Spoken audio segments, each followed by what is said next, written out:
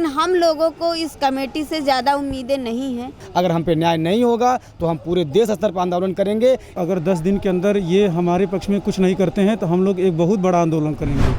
69,000 शिक्षक भर्ती के आरक्षण पीड़ित अभ्यर्थी हैं लगातार 81 दिनों से राजधानी लखनऊ के इको गार्डन में धरना प्रदर्शन कर रहे हैं। जैसा कि हमने कल आपको बताया था कि इनकी जो डेलीगेशन टीम थी वो अपर मुख्य सचिव के पास गई थी, बातचीत होनी थी। जैसा कि एक कमेटी भी बनाया गया है जिसमें इन लोगों के मामले का निस्तारण कर दिया जाए। तो क्या कमेटी में जब कल बात हुई है तो क्या निर्णय आया है? जी, वो हमारे लिए एक कमेटी गठित की गई है और उसकी मीटिंग जल्द होने वाली है। यही कहा गया है कि आप लोग इस मीटिंग का इंतज़ार करें और आप लोगों के लिए एक मौका है कि आप लोगों का मतलब जो ये मुद्दा है वो सॉल्व हो जाएगा।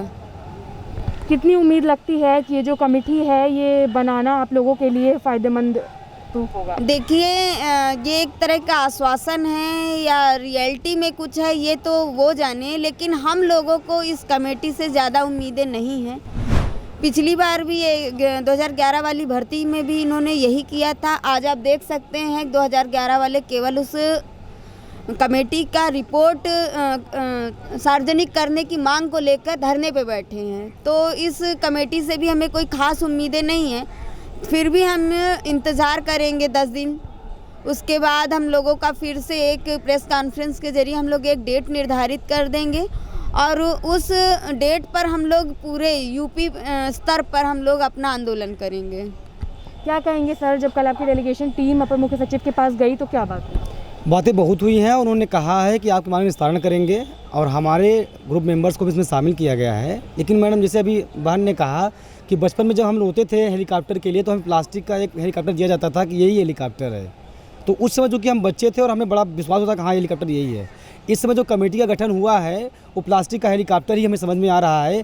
अगर हमको उड़ाना है तो हमें असली हेलीकॉप्टर यानी हमको नियुक्ति चाहिए, उसके नीचे हम कुछ भी बर्दाश्त नहीं करेंगे। ये कमेटी वाले कह रहे हैं कि हम 10 दिन जांच करेंगे, उसके बाद रिपोर्ट लगाएंगे। राष्ट्रीय पिछड़ा वर्ग से बड़ा कौन सा कमेटी हो सकता है?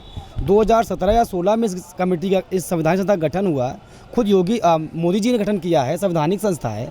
अगर उसने रिपोर्ट लगा दी है तो उसको लागू करें। कमेटी गठन करना, आश्वासन देना, आपको शामिल कर रहे हैं, मामले का हल कर रहे हैं, ये केवल झूठा और कोरा बकवास है। हम इसकी निंदा करते हैं और हम उम्मीद करते हैं कि आने वाले 10 दिन के भीतर अगर हम पे न्याय नहीं होगा तो हम पूरे देश स्तर पर आंदोलन करेंगे। इस बार हम चारदीवारी में थे, हमने चाहा तब हम अंदर थे, ये हमें रोक नहीं पाए थे। इस बार सड़क पर उतरेंगे यार और दिखाएंगे हम में अंदर कितनी ताकत है।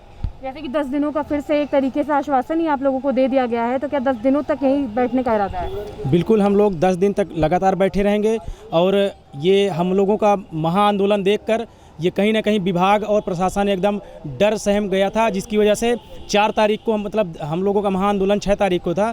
ये 2 दिन पहले ही बुलाकर प्रशासन और विभाग हम लोगों को ये धरना प्रोटेस्ट ख़त्म करने के लिए कि आप लोग कमेटी गठित कर दी गई है, आप लोग इंतज़ार करिए और हम आप लोगों को जो है न्याय दे के रहेंगे।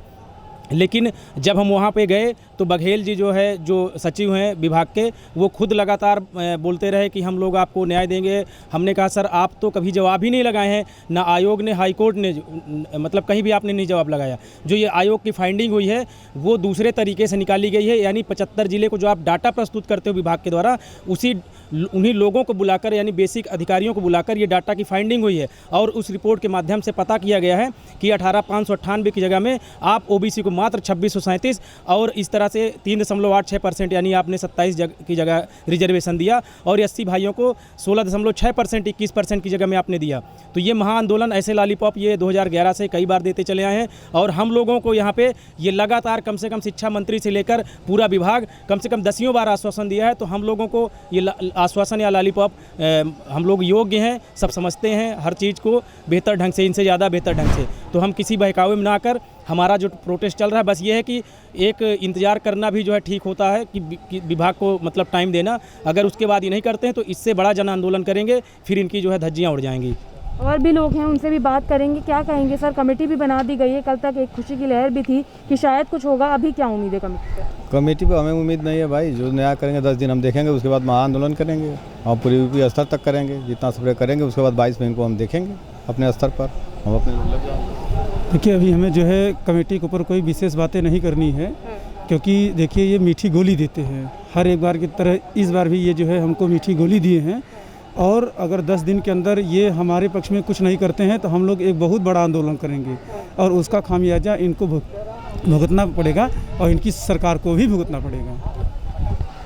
तो जैसा कि आपने देखा, हमने अभ्यर्थियों से बात की। इन लोगों का कहना ये है कि कमेटी तो गठित कर दी गई है, कल जो इनके डेलीगेशन थे वो भी जाकर वहां पर बात किए, तो फिर से इन लोगों को 10 दिन का समय दे दिया गया है कि 10 दिन में पहले पूरी तरीके से जो कमेटी है वो जांच करेगी, उसके बाद ही किसी तरीके के फैसले पर आएगी। लेकिन जो अभ्यर्थी हैं, इन लोगों ने ये साफ कर दिया है कि ठीक है, 10 दिन का समय दिया है वो ठीक है, लेकिन हम 10 दिन यहीं बैठ कर धरना प्रदर्शन करेंगे और 10 दिनों के अंदर अगर हमारी मांगे पूरी नहीं की गई या फिर जो कमेटी है वो किसी एक नतीजे पर नहीं आई, तो एक बार फिर जो आंदोलन हुआ था, जो बड़ा सा प्रदर्शन हुआ था, एक बार फिर भीड़ उमड़ेगी और लखनऊ की ज़मीन पर ये जो अभ्यर्थियों का बड़ा जत्था था वो एक बार फिर उतरेगा।